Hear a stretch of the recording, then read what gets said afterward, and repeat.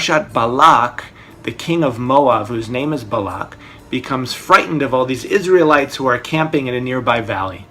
So he sends messengers out to the mysterious reclusive sorcerer Bilam to request that he put a curse on the Israelites. At first, Bilam refuses, but after several requests, he concedes and rides out on his donkey. Next, there's a strange and unique passage, one of the only 2 instances in the Torah of talking animals. The other one is the talking snake in the Garden of Eden.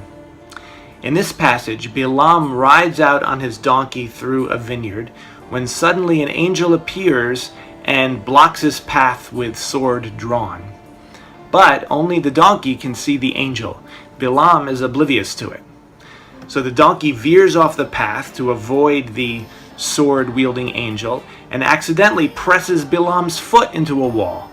Bilam gets angry and hits his donkey with a stick, at which point the animal opens her mouth and speaks. Ma asiti lacha? What have I done to you? Bilam yells back, because you mocked me. If I had a sword, I would kill you right now. Says the donkey, am I not your donkey that you've ridden until this day? Have I ever done anything like this before? No, says Bilam. And suddenly Bilam's eyes are magically uncovered, and he too sees the sword. Bilam bows and apologizes and offers to turn back. The angel tells him not to turn back, but he should be careful only to say the words that the divine will place in his mouth to say. So Bilam goes on his way and meets up with King Balak, who pleads with Bilam to curse the Israelites. But every time Bilam opens his mouth, he pronounces blessings instead. King Balak tries again and again to get Bilam to curse, bringing him to different places on a mountain overlooking the Israelite camp, as if that would change something. But every time it just comes out more blessings.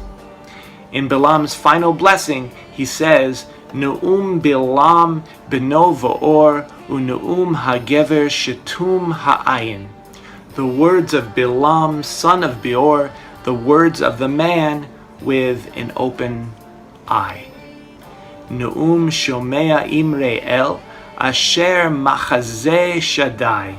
Yechazeh nofel ugului einayim. The words of the one who hears the sayings of God, who sees the vision of Shaddai while fallen and with uncovered eyes.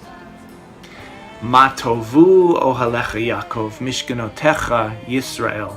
How wonderful are your tents, O Jacob, your dwelling places, O Israel. And the blessings flow on from there. So what's going on here? Why is it that Bilam's donkey perceives the angel before he does? And why do his eyes become uncovered as a result of the donkey speaking to him? And once his eyes are uncovered, how does that allow him to hear the divine voice transforming curses into blessings? So a way to grasp this passage is to understand that the donkey is your own body. There's a tendency to take the body for granted, as if it's just a vehicle to achieve your intentions, like a car or a donkey that you ride on. But the spiritual potential of your body is to be a temple of presence, a vessel for the light of your awareness. So at first, Bilam is just hitting his donkey, trying to control it. That's the ego. Selfish, angry, and entitled. But when he starts listening to what the donkey is telling him, then suddenly he can see the angel and hear it speak. Meaning, when you become present with your body, anchoring your awareness in your breathing,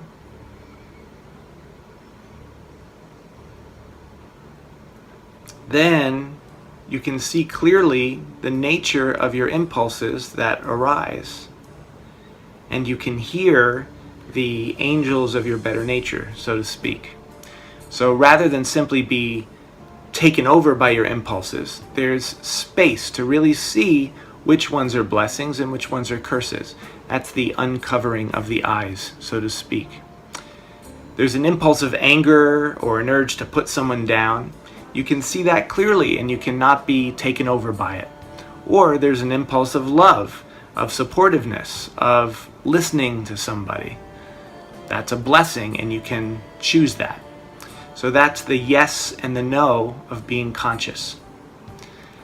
There's a story that when Reb Yosef Yitzchak of Lubavitch was 4 years old, he asked his father, Reb Shalom Ber, "Abba, why do we have 2 eyes but only 1 mouth and 1 nose?" "Do you know your Hebrew letters?" asked Reb Shalom Ber.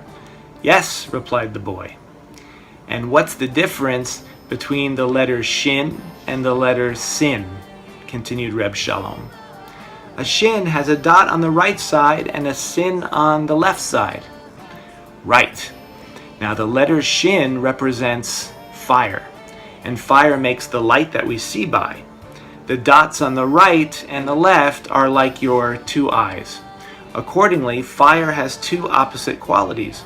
On one hand, it can give us life by keeping us warm and cooking our food. That's the right dot. On the other hand, it can burn us.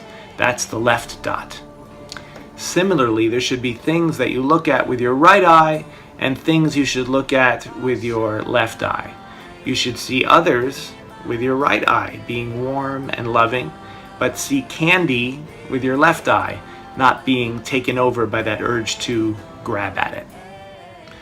So on this Shabbat Balak, the Sabbath of seeing, may we return our awareness ever more deeply into our bodies so that we can see clearly the nature of our own impulses and hear the angels of our better nature so that we can choose paths of blessing and peace. Good Shabbos, good Shabbos.